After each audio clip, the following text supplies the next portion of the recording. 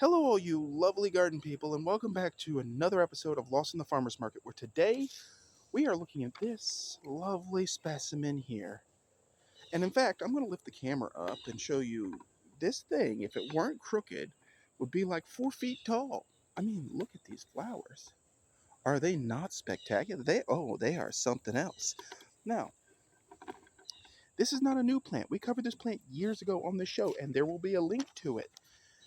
But this plant, shown grown correctly, as opposed to last time, is scientifically known as Rudbeckia triloba, Prairie glow.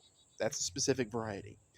It is in the Asteraceae family, and the name Rudbeckia comes from Olaf Rudbeck the Younger.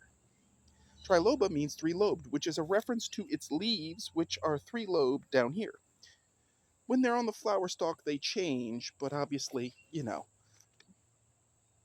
most of the time, when I'm not getting buzz-bombed by cicadas, I don't know what the heck's going on here. Anyway, they are trilobed.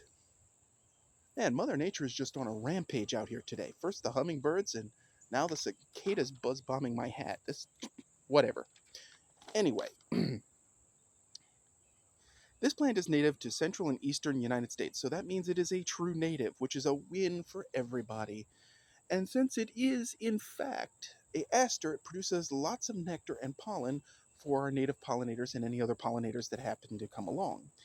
It is hardy in USDA zones 4B through 8B, and we're in 8B, so woo! It is classified as a biennial perennial, which means that in some places the heat stress of summer makes it a biennial, essentially.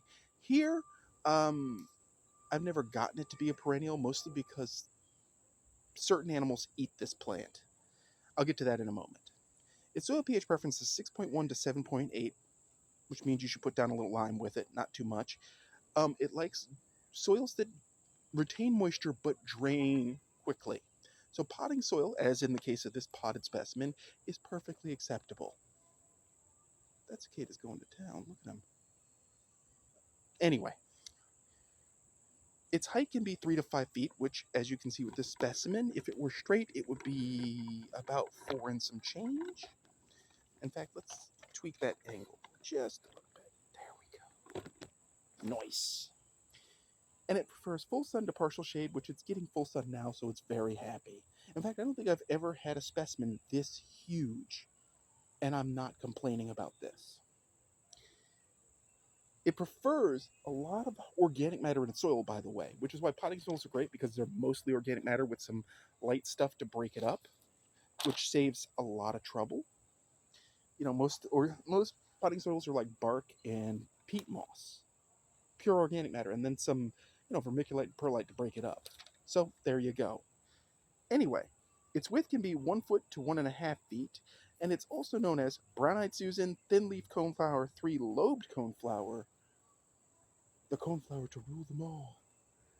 No, that's not what it's called, but I stick it out there. Now, the problem is that these plants, when they're young, can get chewed to death by wild rabbits, and thus require protection so that a wild rabbit doesn't chew it down to its crown or eat the crown, thus killing the plant. This plant will not tolerate constantly wet soil. It will not tolerate root confinement for very long. So if you have it in a small pot and you're constantly watering it, it's the same as wet soil, as in waterlogged soil. So there's that. Now, as you can see, this thing is putting out tons of flowers all over the place, which is great. Hopefully some of the seed will come up. It doesn't seem to need much in the way of fertilizer, though I fertilize it anyway with everything else. Because why leave a pretty plant like this excluded? Next to it, by the way, Jewels of Opar. Y'all will remember that video. And then next to it, another cousin, Rayless Goldenrod down here.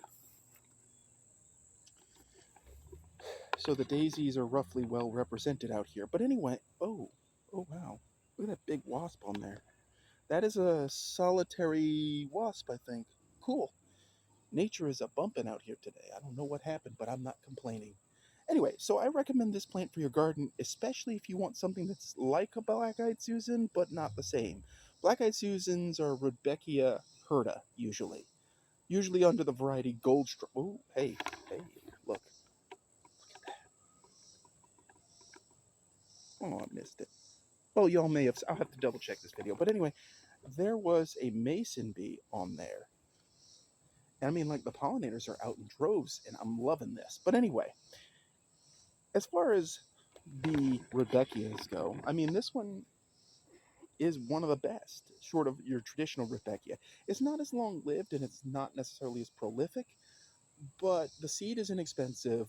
The plant is obviously worth it. I mean, look at all of that. That's some serious plant right there. And of course, your pollinators will thank you. So that is Rudbeckia triloba. If you have any comments about growing this plant, please put them in the comments section. If you haven't already, please hit like. Subscribe if you haven't, it helps the channel. The blog is still updating, and as always, folks, keep them growing, and thanks for watching.